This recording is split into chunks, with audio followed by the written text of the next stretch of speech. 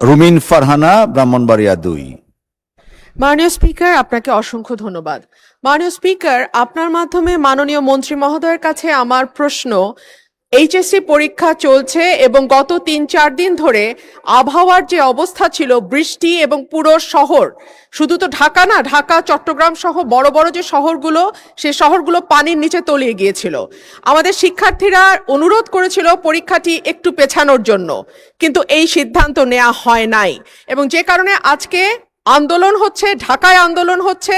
আমি মাননীয় মন্ত্রীর কাছে প্রশ্ন রাখছি, এইচএসসির মতো একটি অত্যন্ত গুরুত্বপূর্ণ পরীক্ষা, যেটার উপর নির্ভর করে আগামীতে একটা ছেলে বা মেয়ের ভবিষ্যৎ কোন দিকে যাবে, সেরকম একটা পরীক্ষা, এবং ফিজিক্সের মতো কি বলবো, one of the most important subjects যেটা সায়েন্সের জন্য, মাননীয় মন্ত্রীকে দয়া করে বলবেন যে কি সমস্যা ছিল পরীক্ষাটি কিছুদিনের, 2 দিনের জন্য বা 1 দিনের জন্য পিছিয়ে দেওয়ার। ধন্যবাদ মাননীয় স্পিকার। ধন্যবাদ মাননীয় সদস্য। মাননীয় শিক্ষামন্ত্রী। মাননীয় স্পিকার, আপনার মাধ্যমে মাননীয় সংসদ সদস্যকে অশেষ ধন্যবাদ। পরীক্ষা আমরা নিয়ে থাকি সারা বাংলাদেশে। এসএসসি পরীক্ষায় প্রায় 2700 সেন্টার রয়েছে এবং 64টি জেলায়। এই 2700টি সেন্টার একত্রে পরীক্ষা শুরু হয়। ইতিমধ্যে আপনারা শুনেছেন যে চট্টগ্রামে যখন এই ফ্লাড হলো, তখন আমরা একে একে প্রথম রাঙ্গামাটি, বান্দরবন, পরে আমরা খাগড়াছড়ি এবং এরপরে আমরা চট্টগ্রাম পুরা বোর্ডের পরীক্ষা আমরা বন্ধ করে দিয়েছি। আমরা লক্ষ্য করেছিলাম বৃষ্টি হচ্ছিল এবং আমরা মনিটরিং করছিলাম। সেই সাথে মনিটরিংয়ের সময় আমরা 64টি জেলার এসপি এবং 8টি বিভাগীয় কমিশনার এবং প্রত্যেকটি বোর্ডের চেয়ারম্যান, ইওনো সকলের সাথে আমরা কথা বলেছি এবং ওয়েদারম্যান, আমরা ব্রডকাস্টিংয়ের জন্য তাদের সাথেও কথা বলেছি। তারা বলল যে বৃষ্টি হবে না, সেই কথাটি তারা বলেছে। বিকেল 5টা পর্যন্ত আমরা বসে থেকে সিদ্ধান্ত নিলাম যে সকলেই বলল যে ওয়েদার ভালো হবে, সেই জন্য আমরা পরীক্ষা রেখেছি। সকালে ঘুম থেকে উঠেই দেখতে পেলাম কুমিল্লা সরকারি মহিলা কলেজের মাঠ পানিতে ভরে গিয়েছে। সাথে সাথে আমরা মেয়র সাহেবকে, ফায়ার ডিপার্টমেন্টকে, পুলিশকে, ডিসিকে বললাম যে এই পরীক্ষা কেন্দ্রে স্থানান্তরিত করার জন্য। তারা তখন সকলকে নৌকায় করে ওই স্কুলের 5তলা ভবন, সেখানে নিয়ে পরীক্ষা তারা নিয়েছে। আমরা সেটা দেখেছি তাদের দুর্ভোগ। তাছাড়া বাংলাদেশে, সারা বাংলাদেশে আমরা ডিসিদের সাথে কথা বলেছি এবং ইউনিয়নের সাথে, তারা বলেছে যে কোথাও পরীক্ষা কোনো রকম দুর্যোগ ঘটেনি, একটি শুধু কুমিল্লা মহিলা কলেজে ঘটেছে। এবং সেই সাথে ফিজিক্সের প্রশ্ন 6 এবং 7, এই 2টি প্রশ্ন ভুল হয়েছে। মাননীয় স্পিকার, আমরা দায়িত্ব পেয়েছি মাত্র 4 মাস। কোশ্চেন মডারেটর, আগের কোশ্চেন মডারেটর কোশ্চেন করেছিল। আপনি জানেন যে কোশ্চেন মডারেট করতে হলে এই প্রক্রিয়াটি 2 বছর আগে থেকে শুরু করতে হয়। আমরা এসে কোনো কোশ্চেন তৈরি করতে পারিনি। বিগত গভর্নমেন্টের যে মডারেটর ছিল তারাই কোশ্চেন করেছে। তবুও আমরা তাৎক্ষণিকভাবে ঘোষণা দিয়েছি যে ফিজিক্সের 6 এবং 7 2টি কোশ্চেন ভুল হয়েছে, সেটাকে আমরা ফুল ক্রেডিট দিয়ে দেব, সেটা আমরা বলেছি। এবং পরীক্ষা যথাযথ হচ্ছে কিনা সেইভাবে সাহায্য সহযোগিতা করার জন্য আমরা সকলকে প্রস্তুত রেখেছিলাম। আজকেও আমরা সারাদিন কথা বলেছি এবং প্রত্যেকটি আমাদের সাথে যারা স্টেক হোল্ডার রয়েছেন তারা বলেছে পরীক্ষা সুন্দর হয়েছে, সুস্থ হয়েছে।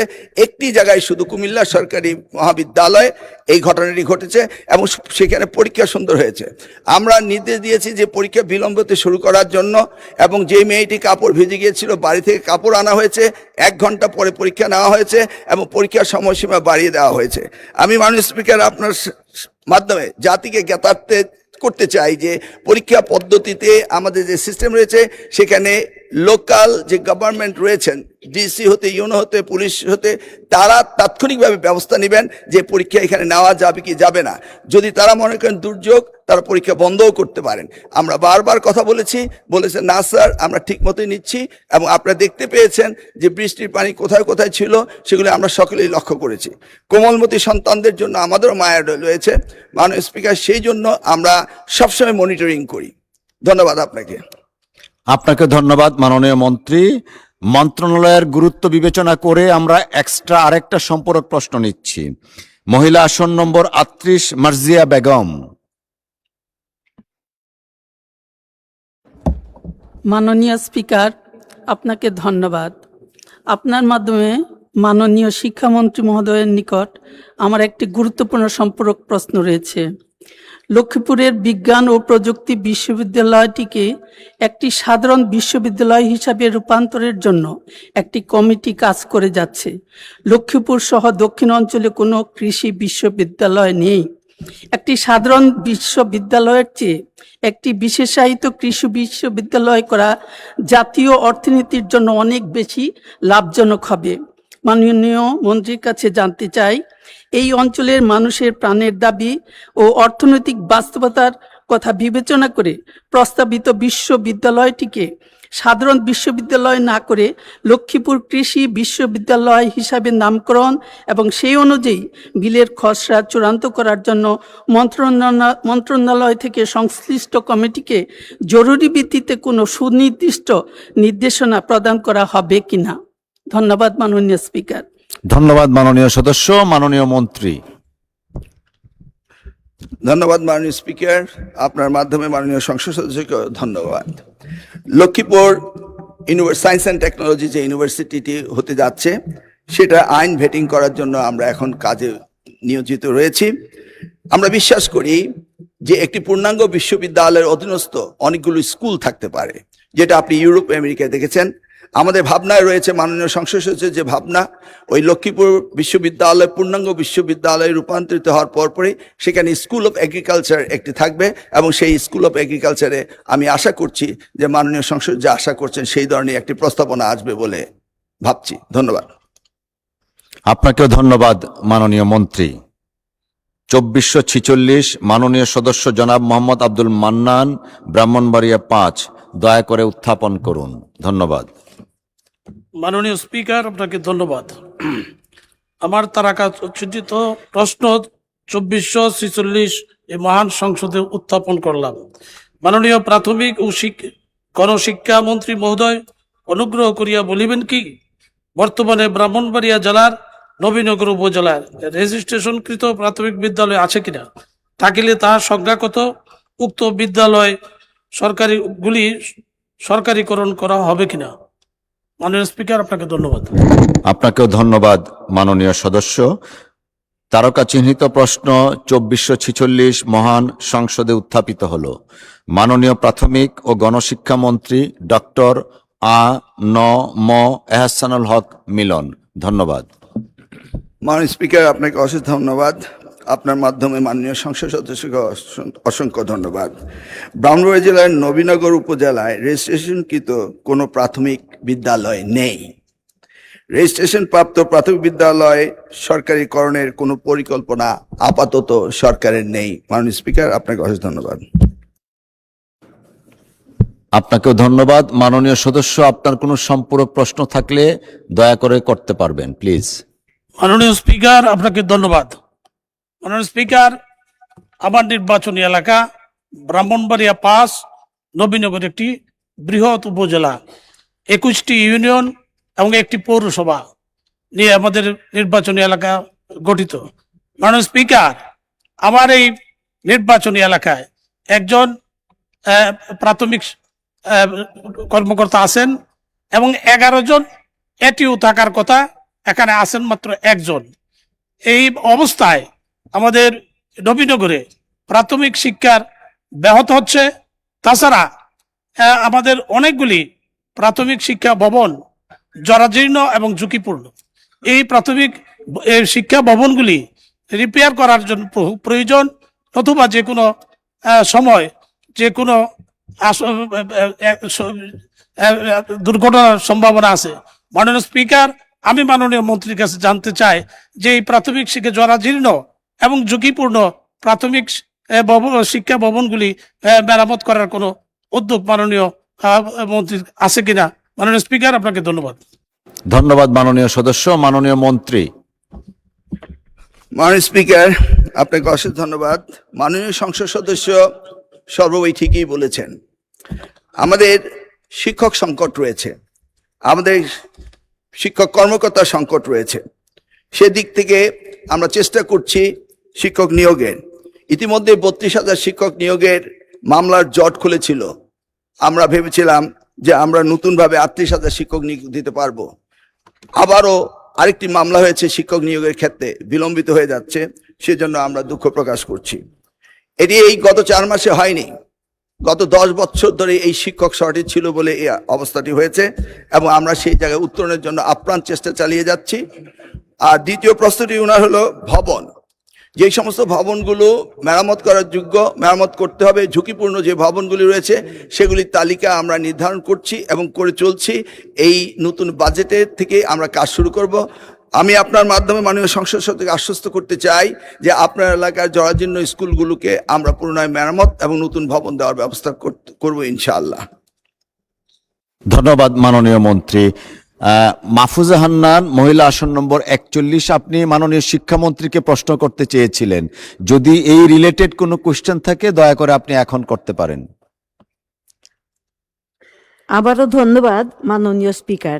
আপনার মাধ্যমে আমি শিক্ষামন্ত্রী মহোদয়ের কাছে একটু জানতে চাই, এইচএসসি পরীক্ষা বর্ষা মৌসুমে হয় এবং এইটাতে বারবার শিক্ষার্থীরা চরম দুর্ভোগে পড়েন এবং অতিবর্ষণ, জলাবদ্ধতা, বন্যা পরিস্থিতি এবং বৈরী আবহাওয়ার কারণে প্রায় প্রতি বছরই 2025 থেকে শুরু করে চলমান অবস্থায় এইচএসসি পরীক্ষার্থীরা অত্যন্ত সংকটাপন্ন অবস্থায় পরীক্ষা দেন। পাশাপাশি তাদের সংকট দুইটা, একটা হচ্ছে আকাশে একটু বিদ্যুৎ চমকালেই ইলেকট্রিসিটি চলে যায়, একে তো অন্ধকারে পড়তে হয়, তার উপরে বর্ষার পানি ঘর দরজায় অনেকে ঢুকে যায় এবং শহরে যারা আছি আমরা হয়তো অতটা উপলব্ধি করতে পারি না, কিন্তু গ্রামের অবস্থা খুবই করুণ। কেউ নৌকা দিয়ে কিংবা ভ্যানে চড়ে পরীক্ষা দিতে আসে, কেউ আবার হাঁটু পানি, কেউ কোমর পানি মারিয়ে আসতে হয়, যার ফলে তাদের এই সময়ে কাপড় চুপড় সহ সমস্ত কিছু ভিজে যায় এবং শিক্ষা উপকরণগুলা, কলম পেন্সিল যেগুলো তারা নিয়ে আসে হুচুট খেয়ে পড়ে সেইগুলোও ভিজে যায়।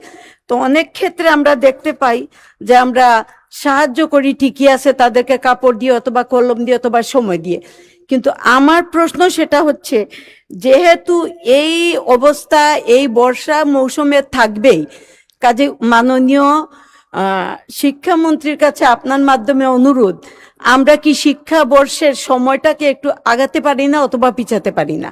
ধন্যবাদ আপনাকে। ধন্যবাদ মাননীয় সদস্য। মাননীয় শিক্ষামন্ত্রী, শিক্ষাবর্ষ আগানো বা পিছানোর ব্যাপারে প্রশ্ন ওনার। ধন্যবাদ। ধন্যবাদ আপনাকে, ধন্যবাদ মাননীয় সংসদ সদস্যকে। এই যে কনসার্ন পরীক্ষাটা কখন না হবে এই বিষয়ে আমরা দায়িত্ব পাওয়ার পরপরই আপনি হয়তোবা লক্ষ্য করেছেন আমরা এসএসসি এবং এইচএসসি দুইটি পরীক্ষাকে খানিকটা আগিয়ে এনেছি এবং আমাদের প্ল্যান রয়েছে 2027-এর এসএসসি ব্যাচ ধরে আমরা আস্তে আস্তে এক্সামিনেশনের মান্থ হবে ডিসেম্বর অ্যান্ড জানুয়ারি। এই ব্যাপারে আমরা ব্যাপক আলোচনা করেছি এবং আমরা কথাবার্তাও বলেছি এবং সেই সিদ্ধান্ত অনুযায়ী আমরা কিন্তু ক্রমান্বয়ে পরীক্ষা এগিয়ে নিয়ে আসছি। আমরা জানি মনসুন সিজনে পরীক্ষায় এই ধরনের জটিলতার সৃষ্টি হয়, সেটা মাথায় রেখে এবারও আমি এক মাস এগিয়ে এনেছি, পিছনের দিকে এনেছি যেন আমরা এই সিজনের বাইরে চলে যাই। সেই সময় অনেক আপত্তি হয়েছিল, বলা হচ্ছিল কেন আমি এগিয়ে নিয়ে আসছি। আনার একটি মাত্র কারণ ছিল এইটি, কিন্তু অপরদিকে আমাকে সিলেবাসও দেখতে হবে যে সিলেবাস কাভার হচ্ছে কিনা, সেই জন্য আমরা চাইলেও পারছি না। সবকিছুকে অ্যাডজাস্ট করতে হলে it needs a little bit time. আমরা আবার বলছি বেসলাইন হিসেবে 2027-এ এসএসসি-কে টার্গেট করে আমরা ক্রমান্বয়ে পরীক্ষাগুলোকে এগিয়ে আনতে চেষ্টা করছি। আজকে যে বৈরী আবহাওয়াতে যে ক্ষতিগ্রস্ত হয়েছে আমরা ইন্ডিভিজুয়ালি প্রত্যেকটিকে লোকেট করে এবং কোথায় কি ব্যবস্থা নিতে হবে সেই ব্যবস্থাগুলো আমরা নিরূপণ করে ব্যবস্থা নেব। শিক্ষার্থীদের কোনো রকম অস্থিরতার দরকার নেই, তারা আমাদেরই সন্তান। আমরা তাদেরকে কিভাবে পরীক্ষা নেওয়া যায়, কিভাবে তাদের রেজাল্ট ইমপ্রুভ করা যায় সবকিছু আমরা দেখব। ধন্যবাদ আপনাকে মাননীয় স্পিকার। আপনাকে অসংখ্য ধন্যবাদ মাননীয় শিক্ষামন্ত্রী। তারকা চিহ্নিত প্রশ্ন 2447, মাননীয় সদস্য জনাব মোহাম্মদ আবু তালিব, ঝিনাইদহ 4, দয়া করে উত্থাপন করুন। বিসমিল্লাহির রহমানির রহিম। মাননীয় স্পিকার, আপনাকে ধন্যবাদ। আপনার মাধ্যমে মাননীয় শিক্ষামন্ত্রী মহোদয়ের নিকট জানতে চাই, মাননীয় মন্ত্রী মহোদয় অনুগ্রহ করে বলিবেন কি আমার নির্বাচনী এলাকা 84 ঝিনাইদহ 4-এর একটি কারিগরি কলেজ প্রতিষ্ঠার কোনো পরিকল্পনা আছে কিনা, থাকিলে তাহা কবে নাগাদ বাস্তবায়ন করা হইবে? ধন্যবাদ মাননীয় স্পিকার। ধন্যবাদ মাননীয় সদস্য। মাননীয় মন্ত্রী, আমি দুঃখিত, আমাদের আসলে এটা আগে সংসদে উত্থাপিত হলো বলে বর্ণনা করতে হবে। তারকা চিহ্নিত প্রশ্ন 47 মহান সংসদে উত্থাপিত হলো মাননীয় শিক্ষামন্ত্রী ডক্টর আ.ন.ম এহসানুল হক মিলন। ধন্যবাদ। মাননীয় স্পিকার, আপনাকে অশেষ ধন্যবাদ। মাননীয় সংসদ সদস্যকে এই বিষয়টি উত্থাপন করার জন্য ওনাকে অশেষ ধন্যবাদ। ঝিনাইদহ 4 আসনে সদর ও কালীগঞ্জ নিয়ে গঠিত ঝিনাইদহ সদর উপজেলা ঝিনাইদহ সরকারি টেকনিক্যাল স্কুল অ্যান্ড কলেজটি টিএসসি, এসএসসি ভোকেশনাল ও এইচএসসি ভোকেশনাল কোর্সে শিক্ষা কার্যক্রম চালু রয়েছে। কারিগরি ও মাদ্রাসা শিক্ষা বিভাগের আওতাধীন উপজেলা পর্যায়ে 329টি টেকনিক্যাল স্কুল অ্যান্ড কলেজ স্থাপন, টিএসসি স্থাপন শীর্ষক প্রকল্পের আওতায় ঝিনাইদহ জেলার কালীগঞ্জ উপজেলাতে একটি টিএসসি স্থাপনের উদ্যোগ অলরেডি গ্রহণ করা হয়েছে। এই লক্ষ্যে কার্যক্রম চলছে। মাননীয় স্পিকার, আপনাকে অশেষ ধন্যবাদ। আপনাকেও ধন্যবাদ। মাননীয় সদস্য সম্পূরক প্রশ্ন থাকলে দয়া করে করতে পারেন। মাননীয় স্পিকার, আপনাকে ধন্যবাদ। আপনার মাধ্যমে মাননীয় মন্ত্রীকে অসংখ্য ধন্যবাদ। আমার নির্বাচনী এলাকাতে বেশ কয়েকটি মাধ্যমিক স্কুল এবং মাদ্রাসাতে এসএসসি ভোকেশনাল ও দাখিল ভোকেশনাল কার্যক্রম চালু আছে। সেখানে শ্রেণীকক্ষ, প্রয়োজনীয় শিক্ষক এবং শিক্ষা উপকরণের সংকটের কারণে ভোকেশনালে যারা পড়ে তাদের লেখাপড়া ব্যাহত হচ্ছে। এই সংকট সমাধানের কোনো পরিকল্পনা মাননীয় মন্ত্রী মহোদয়ের আছে কিনা আপনার মাধ্যমে জানতে চাই। ধন্যবাদ মাননীয়। ধন্যবাদ মাননীয় সদস্য। মাননীয় মন্ত্রী। মাননীয় স্পিকার, আপনাকে অশেষ ধন্যবাদ। আপনার মাধ্যমে মাননীয় সংসদ সদস্যকেও ধন্যবাদ।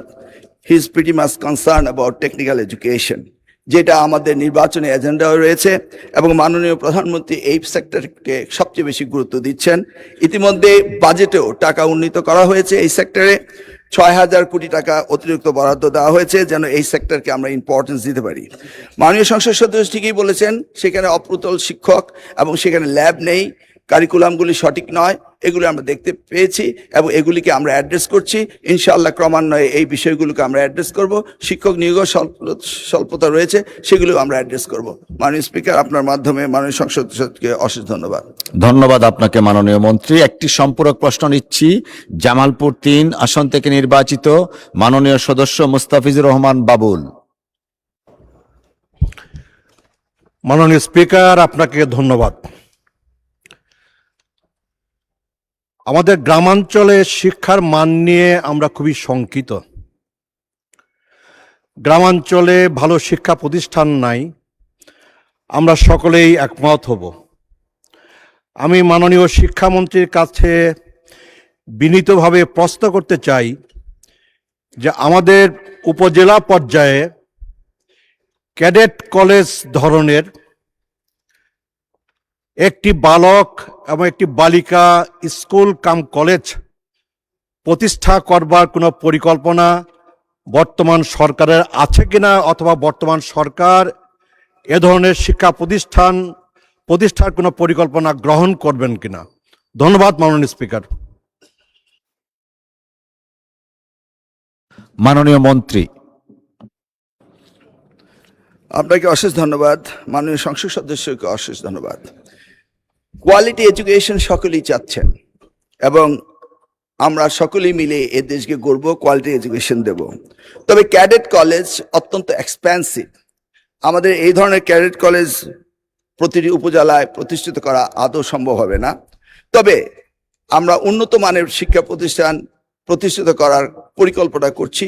কলেজিয়েট স্কুল টাইপ, যেখানে পার ক্যাপিটা স্টুডেন্ট ব্যয় কম হবে এবং আমরা অ্যাফোর্ড করতে পারবো, সেই ধরনের পরিকল্পনা এবং আমরা কাজ করে যাচ্ছি। আপনাকে অশেষ ধন্যবাদ। ধন্যবাদ মাননীয় মন্ত্রী। তারকা চিহ্নিত প্রশ্ন 2448 মাননীয় সদস্য জনাব শাহজাহান চৌধুরীর পক্ষে রংপুর 3 আসন থেকে নির্বাচিত মাননীয় সদস্য মোহাম্মদ মাহবুবুর রহমান বেলাল, দয়া করে উত্থাপন করুন। ধন্যবাদ। আসসালামু আলাইকুম। ধন্যবাদ মাননীয় স্পিকার। আমি মোহাম্মদ মাহবুবুর রহমান বেলাল, রংপুর 3, জনাব শাহজাহান চৌধুরী চট্টগ্রাম 15 পক্ষে 2448 নম্বর তারকা চিহ্নিত প্রশ্নটি এই মহান সংসদে উত্থাপন করলাম। ধন্যবাদ মাননীয় স্পিকার। ধন্যবাদ মাননীয় সদস্য। মাননীয় মন্ত্রী। আমি দুঃখিত, আবারও আমার ভুল হয়েছে। তারকা চিহ্নিত প্রশ্ন 2448 মহান সংসদে উত্থাপিত হলো। মাননীয় শিক্ষামন্ত্রী ডক্টর আ.ন.ম এহসানুল হক মিলন।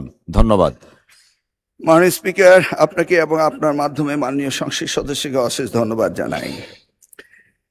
ওনার প্রশ্নের উত্তরের দুইটি পোর্শন। প্রথমটি হচ্ছে আমাদের তথ্য।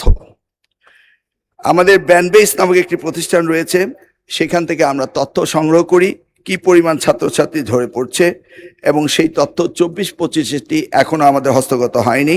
জরিপের ফলাফল আমরা পাবো, তখন এই প্রশ্নের সরাসরি উত্তর দিতে পারবো। মেয়ে শিক্ষার্থী ঝরে পড়ার প্রধান কারণগুলো হলো দারিদ্র্য, অল্প বয়সে বিবাহ, পারিবারিক ও সামাজিক প্রতিবন্ধকতা, গৃহস্থলী কাজে চলে যাওয়া। এই সব মিলিয়ে এটি একটি সামাজিকভাবে আমরা দেখতে পাচ্ছি যে সেখানে আমাদের ড্রপ করছে। এসএসসি এইচএসসি পরীক্ষায় যে জিপিএ 5 পাওয়ার পরও তারা বিভিন্ন বিশ্ববিদ্যালয়ে ভর্তির সময় পরীক্ষায় সমমানের রেজাল্ট করতে পারে না, কারণ এভরি ইন্ডিভিজুয়াল ইউনিভার্সিটি তাদের টেস্ট পরীক্ষা নেওয়ার বিভিন্ন ধরনের যোগ্যতার ভিত্তিতে তারা টেস্ট নেয়। সেই যোগ্যতার ভিত্তিতে আমরা দেখতে পেয়েছি আমাদের জিপিএ এর মান এবং তাদের টেস্টের দুটি কম্পেয়ার করলে আমাদের মানের সাথে মিলে যায় না। সেই জন্যই মাননীয় স্পিকার এই ঘটনা ঘটে থাকে। আমি আপনার মাধ্যমে মাননীয় সংসদ সদস্যকে অশেষ ধন্যবাদ জানাচ্ছি। ধন্যবাদ মাননীয় মন্ত্রী। মাননীয় সদস্য, আপনার কোনো সম্পূরক প্রশ্ন থাকলে দয়া করে উত্থাপন করুন। ধন্যবাদ মাননীয় স্পিকার। মাননীয় মন্ত্রীকে ধন্যবাদ তার প্রশ্ন উত্তরের জন্য। আমার সম্পূরক প্রশ্ন হলো, আমরা জানি যে বাংলাদেশে বেসরকারি যে এমপিভুক্ত প্রতিষ্ঠানগুলো রয়েছে, শিক্ষা প্রতিষ্ঠান, তাদের শিক্ষকরা অবসরের পর তাদের দুটো তহবিল থেকে তারা সহায়তা পায়, একটা অবসর সুবিধা বোর্ড, একটা কল্যাণ ট্রাস্ট। কিন্তু দুর্ভাগ্যের বিষয় হলো যে এই বেসরকারি শিক্ষকরা অবসরের পর এই দুটো কর্তৃপক্ষ থেকে, প্রতিষ্ঠান থেকে তাদের যে ফান্ড পাবে, কল্যাণ ট্রাস্ট অথবা অবসর সুবিধা বোর্ড, এটা পেতে পেতে প্রায় 3 বছর লেগে যায় এবং 3 বছর বেশি হয়ে যায়। 3 বছর, আমিও একজন বেসরকারি শিক্ষক হিসেবে ভুক্তভোগী। মাননীয় সদস্য, দয়া করে প্রশ্ন করুন, আমরা সময়টাকে বাঁচাই। আমার প্রশ্ন বলছি, এটা খুবই আমাদের জাতির জন্য দুর্ভাগ্য যে এমনিতে তো বেসরকারি শিক্ষকরা কম বেতন পান, তারপরে অবসর পর তাদের কিছুই থাকে না সঞ্চয়। এখন এই সময় অসুখ বিসুখ হয়, খরচ চালাতে হয়, তারপরে তাদের 3-4 বছর লাগে ফান্ড পেতে। এটা অমানবিক ব্যাপার।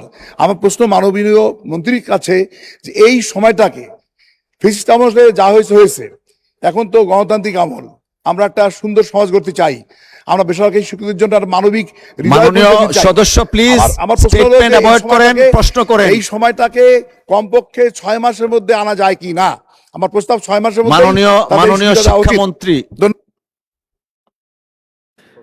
মাননীয় স্পিকার, আপনার মাধ্যমে মাননীয় সংসদ সদস্যকে ধন্যবাদ।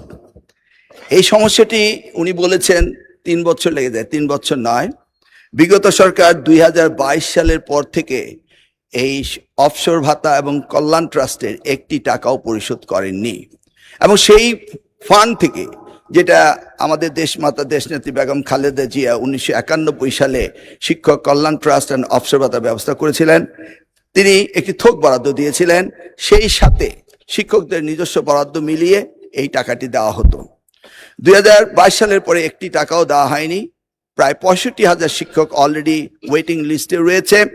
আমরা এই বর্তমান সরকার মাননীয় প্রধানমন্ত্রীর কাছ থেকে আমরা একটা থোক বরাদ্দ এবং ফান্ড পেয়েছি, এবং সেটার জন্য আমাদের কার্যক্রম শুরু হয়েছে। ইতিমধ্যে আমরা 25,000 শিক্ষক একটা তালিকাও করেছি। আমরা সবগুলি স্ক্রুটানাইজ করে এই ফান্ড দেওয়া শুরু করব। ইনশাল্লাহ এই ফান্ড পাবেন, আর তসরুপ হবে না, এই আশ্বাস মাননীয় সংসদ সদস্যকে আমরা দিতে পারি। ধন্যবাদ। ধন্যবাদ মাননীয় মন্ত্রী। আমি একটা সম্পূরক প্রশ্ন নিব, বাট সম্পূরক প্রশ্নকর্তার প্রতি বিনয়ের সাথে অনুরোধ জানাবো, দয়া করে প্রশ্ন করবেন, স্টেটমেন্ট না। পটুয়াখালী 2 আসন থেকে নির্বাচিত মাননীয় সদস্য মোহাম্মদ শফিকুল ইসলাম, প্রশ্ন করুন প্লিজ।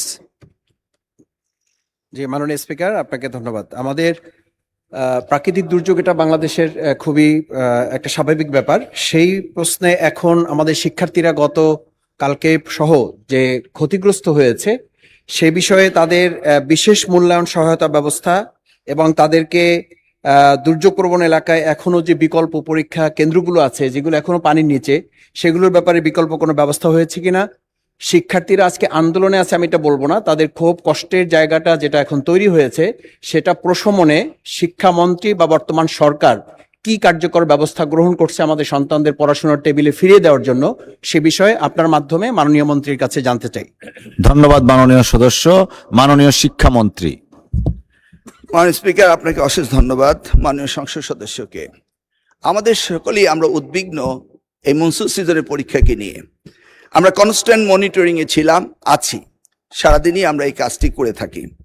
সেখানে দেখা গিয়েছে কোনো কোনো কেন্দ্রে যদি পরীক্ষার কেন্দ্রগুলিতে পানি উঠে থাকে, তাৎক্ষণিকভাবে আমরা কেন্দ্র সরিয়ে দেই। লোকাল অ্যাডমিনিস্ট্রেশনকে এই দায়িত্ব দেওয়া হয়েছে।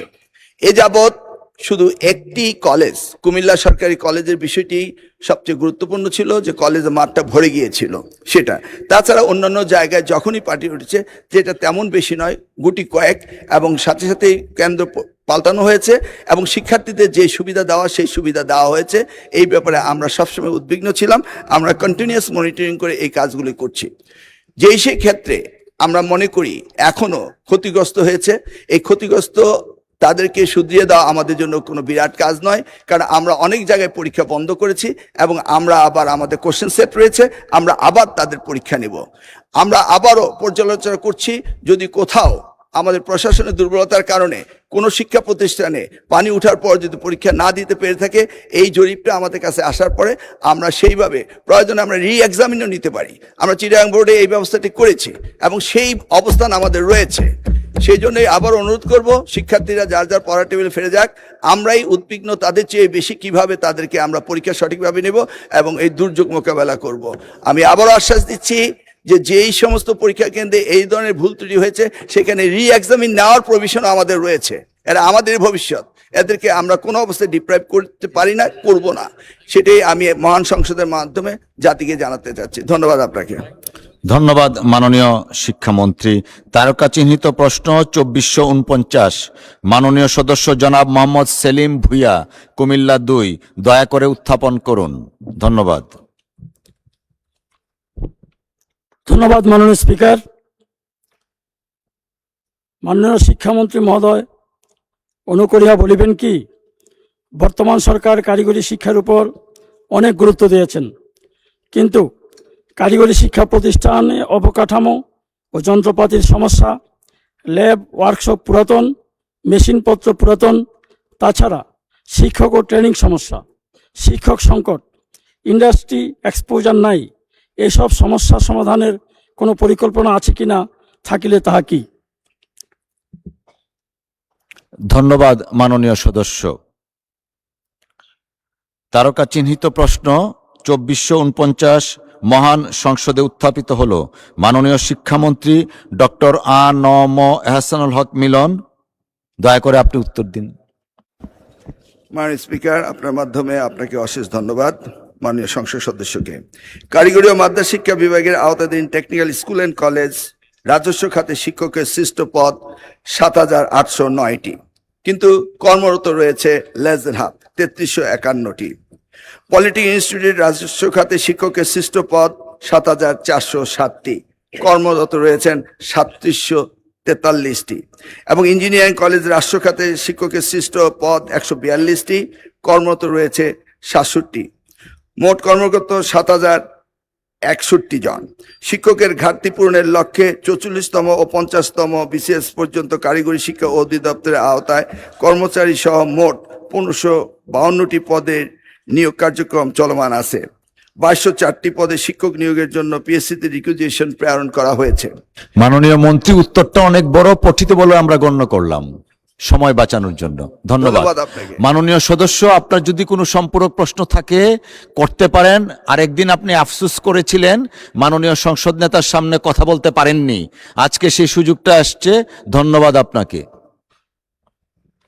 কিন্তু প্রশ্নটা মানে ভিন্ন।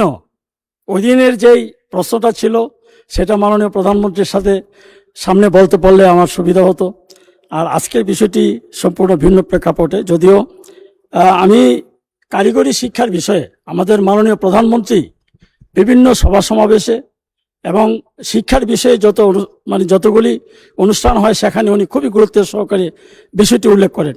কিন্তু বাস্তবে কারিগরি শিক্ষার যে একটি আপনার উইংস আছে শিক্ষা মন্ত্রণালয়ে, সেটার উপর আসলে কোনো গুরুত্ব দেওয়া হয় না। কারিগরি শিক্ষা অধিদপ্তরের বিষয়েও যারা ওখানে কাজ করেন তাদেরকেও খুব একটা গুরুত্ব দেওয়া হয় না। এবং এই টেকনিক্যাল এডুকেশনে যারা শিক্ষকতা করেন তাদেরও আপনার সময় মতো বেতন প্রদান করা হয় না। সেই জন্য মেধাবীরা এই পেশায় আসতে চায় না, কারণ যদি তাদেরকে মূল্যায়ন করা না হয়। মাননীয় তাহলে এই সদস্য পেশায় কেন প্রশ্ন আসবে? করুন প্লিজ। হ্যাঁ, আমি ছোট্ট করে দিচ্ছি আর কি। এই পেশায় সেই জন্য তারা আসতে চায় না। সেই জন্য আমি মনে করি শুধু আমরা যা বলি তা বাস্তবে যাতে আমরা প্রয়োগ করতে পারি, সেই জন্য কারিগরি শিক্ষার সাথে সংশ্লিষ্ট সকলকে এখানে মূল্যায়ন করা দরকার। এবং এই মন্ত্রণালয়টাকে, এই বিশেষ করে এটার যে সচিব, তাকে একটা গুরুত্ব দিয়ে তাদেরকে ভালোভাবে কাজ করার সুযোগ দেওয়া, সেই বিষয়টি আমি উত্থাপন করছি এখানে। সকলকে ধন্যবাদ। মাননীয় মন্ত্রী, এটা প্রশ্ন কিনা বুঝতে পারি নাই আমি। আপনি যদি মনে করেন জবাব দিতে পারেন, না হলে উনি আপনাকে অনুরোধ করছেন, সেই অনুরোধটার ব্যাপারে কথা বলতে পারেন ইফ ইউ ওয়ান্ট টু। মাননীয় স্পিকার, আপনাকে অশেষ ধন্যবাদ। মাননীয় সংসদ সদস্যকে অশেষ ধন্যবাদ। কারিগরি শিক্ষাকে কি পরিমাণ গুরুত্ব দিয়েছেন বর্তমান সরকার, সেটা নিশ্চয়ই আমরা আমাদের নির্বাচন ইস্তেহার এবং মাননীয় প্রধানমন্ত্রীর দৃষ্টি আকর্ষিত হয়েছে বলেই আমরা প্রত্যেকটি জায়গায় কারিগরি শিক্ষার কথা বলছি। এমনকি কারিগরি শিক্ষার মান উন্নয়নের জন্য এবং কারিগরি শিক্ষায় যেন সকলে সম্পৃক্ত হয়, এদেশের জন্য কর্মসক্ষম জাতি তৈরি করা হয়, সেই জন্য কারিগরি শিক্ষাকে সম্পৃক্ত করার জন্য ক্লাস 6 থেকে কারিগরি শিক্ষাকে আমরা ইন্ট্রোডিউস করতে চাচ্ছি। আমাদের এসএসসি ভোকেশনাল রয়েছে, এসএসসি ভোকেশনাল রয়েছে, আমাদের স্পেশালাইজ ইঞ্জিনিয়ারিং ইউনিভার্সিটি ডুয়েট রয়েছে, এবং আগামী দিনে আরও 2টি ইঞ্জিনিয়ারিং কলেজকে আমরা ডিপ্লোমা ইঞ্জিনিয়ার যারা বেরিয়ে আসবে তাদেরকে উচ্চতর শিক্ষা দেওয়ার চেষ্টা চালিয়ে যাচ্ছি। কারিগরি শিক্ষা সম্বন্ধে মাননীয় সংসদ সদস্য আপাতত কিছু দেখতে পাননি, সেটা আমি বিশ্বাস করি, কারণ এই 4 মাসে তেমন কোনো পরিবর্তন হয়নি যে তিনি দেখতে পারবেন। আমরা বলেছি যে আমরা পিএসসিতে ডিমান্ড প্লেস করেছি আমাদের শিক্ষক স্বল্পতা, এবং আমরা ক্লাসরুমগুলোকে, ল্যাবগুলোকে নতুনভাবে কিভাবে সাজানো যায় সেই কাজে ব্যাপক আমরা কাজ চালিয়ে যাচ্ছি। ইনশাল্লাহ উনি কিছুদিনের মধ্যেই ওনার দৃষ্টিতে সবকিছু আসবে। ধন্যবাদ আপনাকে। আপনাকে ধন্যবাদ মাননীয় মন্ত্রী। একটি সম্পূরক প্রশ্ন নিচ্ছি। কুড়িগ্রাম 2 আসন থেকে নির্বাচিত মাননীয় সদস্য জনাব আতিকুর রহমান মুজাহিদ, ধন্যবাদ আপনাকে। প্রশ্ন করবেন দয়া করে। মাননীয় স্পিকার, আপনাকে ধন্যবাদ। প্রশ্নটা টারশিয়ারি লেভেলের ইউনিভার্সিটি শিক্ষক রিক্রুটমেন্ট নিয়ে, এই জন্য জাস্ট একটু স্ট্যাটিস্টিক্সটা দিতে হবে। আমাদেরকে বলা হয় অক্সফোর্ড ইউনিভার্সিটি টিচার হওয়া সহজ, কিন্তু বাংলাদেশের যে পাবলিক বিশ্ববিদ্যালয় আছে এখানে টিচার হওয়া যায় না। তার কারণ এখানে এসএসসি এইচএসসির মার্ক 10-15 মার্ক দেওয়া আছে ক্যাটাগরিতে পয়েন্ট, কিন্তু পিএইচডির মার্ক মাত্র 5।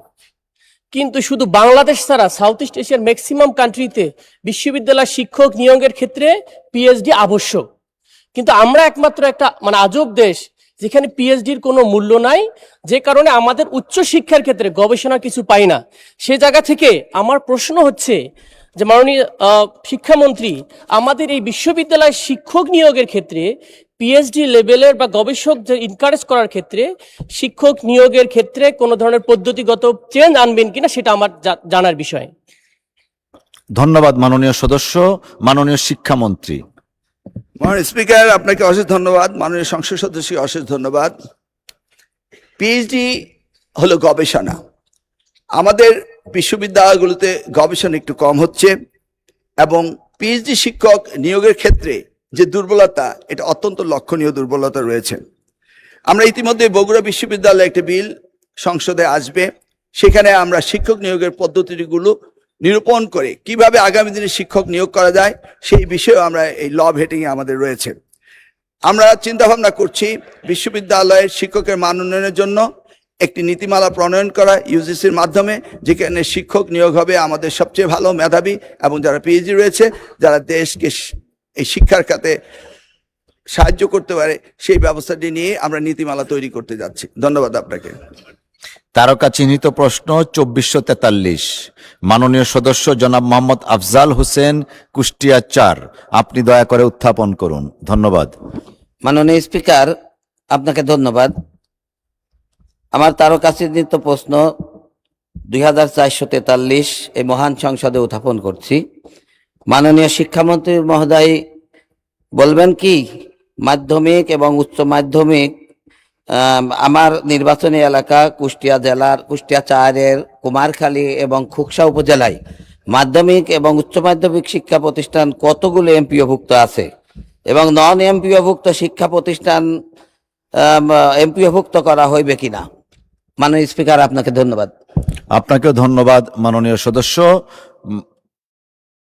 তারকা চিহ্নিত প্রশ্ন 2443 মহান সংসদে উত্থাপিত হলো। মাননীয় শিক্ষামন্ত্রী ডক্টর আ.ন.ম এহসানুল হক মিলন, ধন্যবাদ। মাননীয় স্পিকার, আপনাকে অশেষ ধন্যবাদ। বর্তমানে কুষ্টিয়া জেলার কুমারখালী ও খোকসা উপজেলায় মোট 108টি এমপিওভুক্ত শিক্ষা প্রতিষ্ঠান রয়েছে। এর মধ্যে কুমারখালী উপজেলার 77টি এবং খোকসা উপজেলায় 31টি এমপিওভুক্ত শিক্ষা প্রতিষ্ঠান রয়েছে। উক্ত দুটি উপজেলায় বর্তমানে 10টি নন এমপিওভুক্ত শিক্ষা প্রতিষ্ঠান রয়েছে। সরকার পর্যায়ক্রমে যোগ্য নন এমপিও শিক্ষা প্রতিষ্ঠানগুলিকে এমপিও করার কার্যক্রম অব্যাহত রেখেছে। সরকারি নীতিগত সিদ্ধান্ত এবং বিদ্যমান এমপিও নীতিমালার সকল শর্ত পূরণ সাপেক্ষে পর্যায়ক্রমে যোগ্য নন এমপিও ভুক্ত শিক্ষা প্রতিষ্ঠানগুলো এমপিওভুক্ত করার প্রয়োজনীয় ব্যবস্থা গ্রহণ করা হবে। আপনাকে অশেষ ধন্যবাদ। ধন্যবাদ মাননীয় মন্ত্রী। মাননীয় সদস্য, আপনার কোনো সম্পূরক প্রশ্ন থাকলে আপনি দয়া করে করতে পারেন। মাননীয় স্পিকার, মাননীয় মন্ত্রী মহোদয়ের কাছে প্রশ্ন। আমার এলাকার কিছু শিক্ষা প্রতিষ্ঠান এমপিওভুক্ত না হওয়ার কারণে শিক্ষকবৃন্দ অন্যত্র চাকরি খুঁজে বেড়াচ্ছে, যার কারণে শিক্ষা প্রতিষ্ঠানের জায়গা আছে, ঘর দরজা আছে, সেখানে ছাত্র নাই, শিক্ষক নাই। এই সকল শিক্ষা প্রতিষ্ঠানগুলো এমপিওভুক্ত করার অগ্রাধিকার ভিত্তিতে এমপিওভুক্ত করবেন কিনা? দ্বিতীয়ত, কয়েকটি শিক্ষা প্রতিষ্ঠান আছে যেমন কুমারখালী ফাজিল মাদ্রাসা, যা আলিম পর্যন্ত এমপিওভুক্ত আছে। ফাজিল স্বীকৃতি আছে, এমপিওভুক্ত না হওয়ার কারণে ওখানকার শিক্ষকরা বেতন পাচ্ছে না। এই সকল প্রতিষ্ঠানগুলো এমপিওভুক্তর আওতায় আনার কোনো পরিকল্পনা আছে কিনা মাননীয় মন্ত্রী মহোদয়ের কাছে আমার জিজ্ঞাসা। মাননীয় শিক্ষামন্ত্রী। মাননীয় সংসদ সদস্যকে আমার অশেষ ধন্যবাদ। তিনি শিক্ষার প্রতি অনেক আগ্রহ রয়েছে, সেই কারণে আমাদের সরকারের শিক্ষা মন্ত্রণালয় থেকে এমপিওভুক্তকরণের একটি নীতিমালা রয়েছে। এই নীতিমালায় যদি ওনার শিক্ষা প্রতিষ্ঠান অন্তর্ভুক্ত হয়, নিশ্চিত এই আগামী বছরই আমরা এমপিওভুক্ত করব ইনশাল্লাহ, যদি যিনি সেই ক্রাইটেরিয়া ফুলফিল করেন। ধন্যবাদ।